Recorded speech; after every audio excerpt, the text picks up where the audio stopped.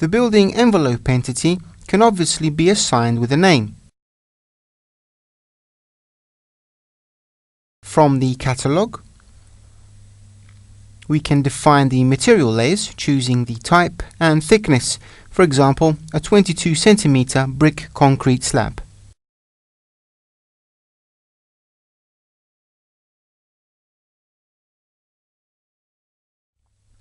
Accessing the appropriate field, we can define a thickness.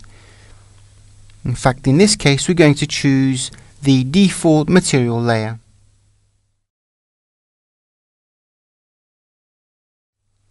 The building envelope is automatically linked to the level on which it was drawn.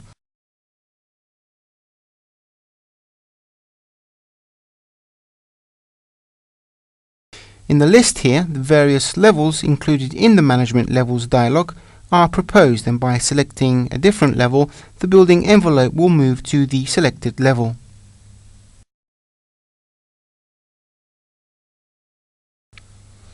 We can set a delta height value in relation to the level's reference height to raise or lower the entire building envelope entity.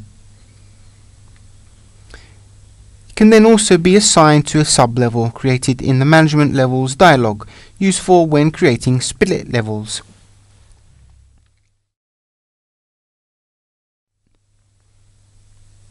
In the Materials section, you can also assign a material to each face of the envelope entity.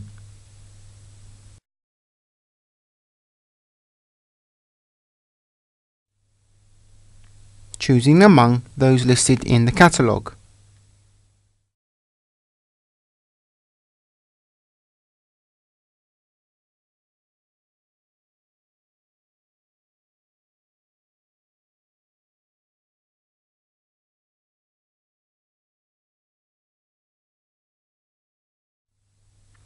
If we need to use the material on this face and assign it to all of the other faces too, simply click the button to the right of the description tag.